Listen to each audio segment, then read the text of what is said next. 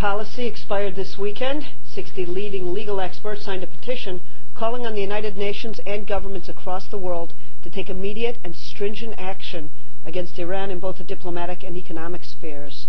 Member of Parliament and former Justice Minister of Canada, Irwin Codler, is spearheading the initiative and told IBA Israel Television's Yaakov Achimeir what sanctions should be adopted against Iran. What we need are sanctions that are comprehensive, targeted, and calibrated, and sanctions that are directed at the Iranian leadership in order to protect the Iranian people.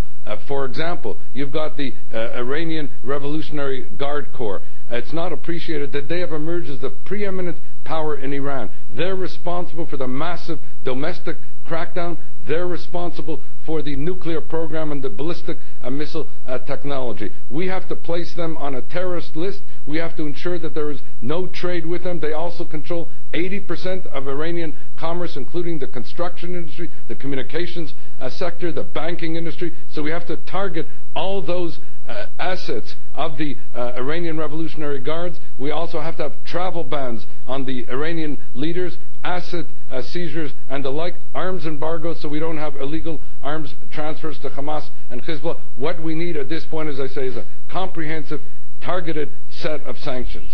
The 1st of January 2010 is a deadline even for President Obama, first and foremost. What are you advising the American president? Well, what we're saying to the American president is you have shown yourself to be a rule of law president.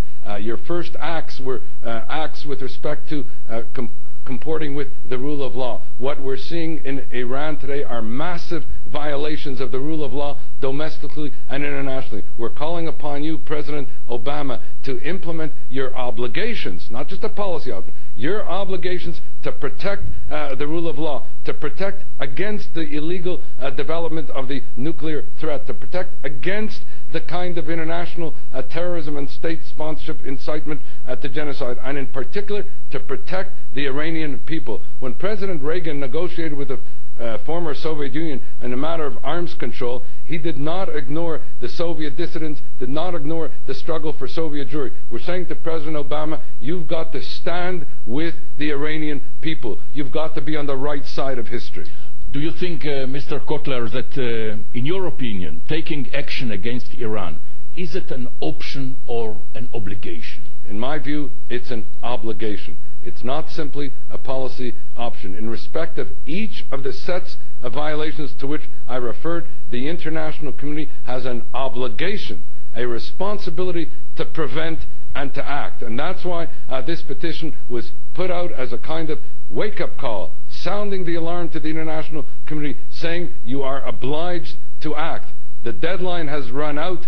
You must now show moral, political, juridical leadership and now act on behalf of the Iranian people and on behalf of international peace and security. Do you believe that the world will hear your wake-up call, your petition, which was signed by dozens of eminent lawyers? Well, we're not going to leave it just as a petition. We're now going to be launching an international advocacy strategy that is going to be making representations to parliaments, making representations to those countries that we believe have a specific nexus or connection to mobilize an international constituency of conscience that we hope will be led by President Obama along with President Sarkozy of France and the others, so that Ahmadinejad's Iran, and I use that term because I want to distinguish that from the people and publics of Iran who are otherwise the targets of massive domestic repression, so that Ahmadinejad's Iran will finally be brought to account. There has been to date a culture of impunity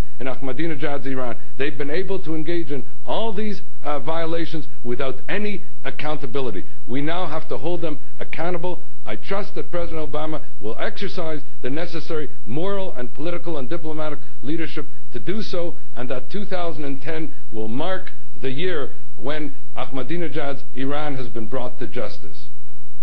To mark the new year.